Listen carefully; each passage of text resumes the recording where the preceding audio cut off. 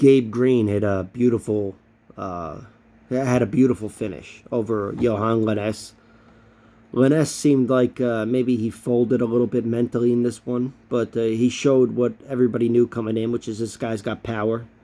I'm still skeptical of his striking overall. Like, I think it works, don't get me wrong. He's got a good striking game, but he's still wild, and I expect him to be exposed on his feet eventually. Well, I guess you could make the argument it happened last night, but I do think this was more of a mental collapse or even just a, fatigue issue, whatever. But Gabe Green hurt him at a point where he just wasn't willing to take it, and I saw a fighter crumble. That's what I thought here. But Gabe Green showed he could take it. He was dropped really with a big, hard shot. He recuperated very well, and this was a guy that's been knocked out twice early in his career. To Jalen Turner and some other guy, Ray Abafo or something. But, despite 2 first-round losses, he's shown since then, and especially at the highest level that he's fought at here in the UFC, that he can take it.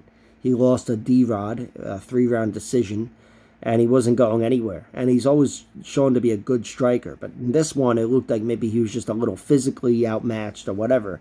He was hit with a few big shots and dropped to the floor, but he never stopped fighting. He got up, and right away he was moving well, and I think that really discouraged Linnes.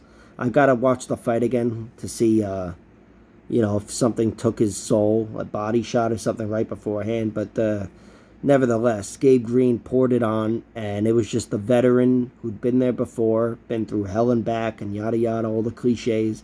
And there he was, standing in front of a guy who hadn't been there. And that was it. The first loss it usually comes in a similar fashion. I'm not saying he's going to fold every time or whatever, but it's usually some experienced fighter making you pay, putting you in a situation you haven't been before. And, the fact that he's been there, that's got to weigh on you mentally. So I think that's what I saw was discouragement and fatigue and whatever, and it's all tied in together. But I saw Gabe Green shine in this one. He looked fucking great.